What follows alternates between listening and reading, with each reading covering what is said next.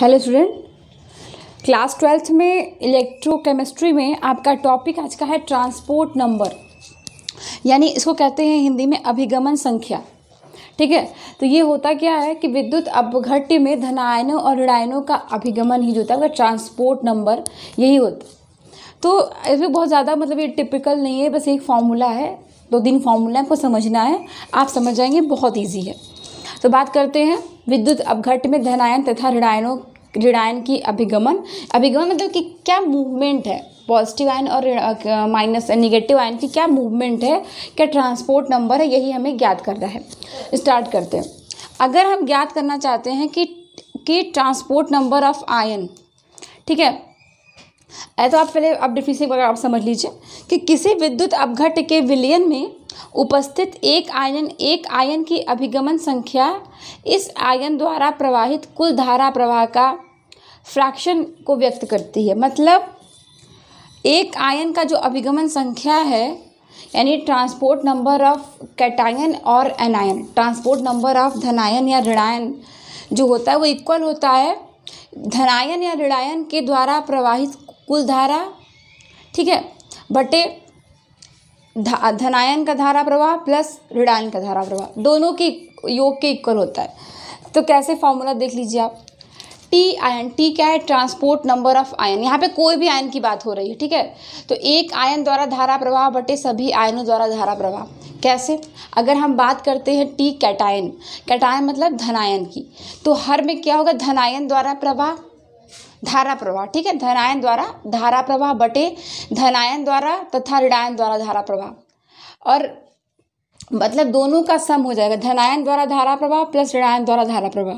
अब वही बात करते हैं टी एनायन की, तो टी एनायन बराबर होता है एनायन द्वारा धारा प्रवाह बटे धनायन तथा ऋणायन द्वारा धारा प्रवाह।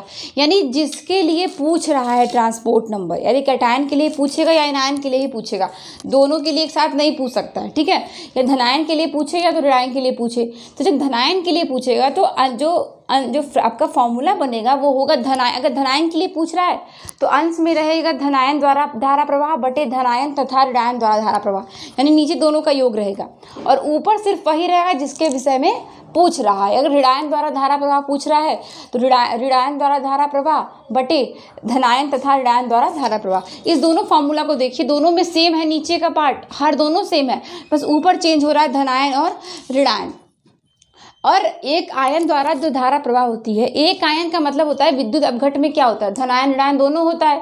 तो अगर हम ट्रांसपोर्ट नंबर ज्ञात करेंगे तो या तो पहले धनायन का ज्ञात करेंगे या तो पहले ऋणायन का ज्ञात करेंगे। तो अगर हम बात करते हैं धनायन द्वारा धारा प्रवाह की, तो ये चाल के जो होता है वो अनुक्रमानुपाती होती है।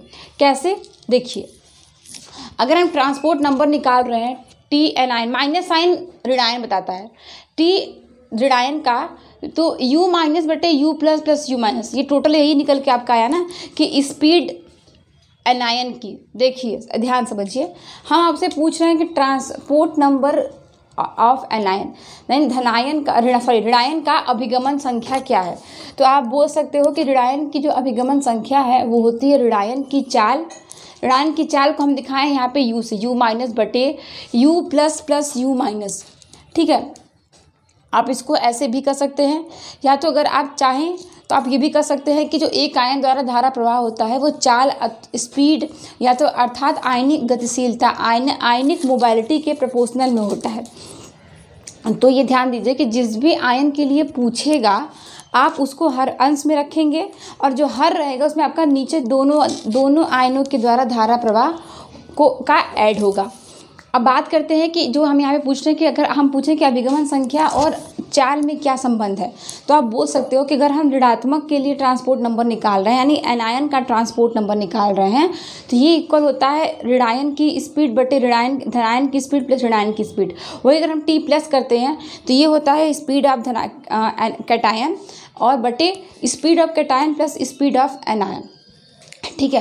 तो ये जो पूरा आपका फॉर्मूला होता है, ये ट्रांसपोर्ट नंबर अभिगमन संख्या, ये आयन द्वारा धारा प्रवाह पर भी निर्भर करता है या तो चाल पर भी निर्भर करता है। एक आयन द्वारा धारा प्रवाह जो होता है वो स्पीड के प्रोपोर्शनल में होता है, ठीक है। तो इस फॉर्मूला को आप लोग नोट कर लीजिए।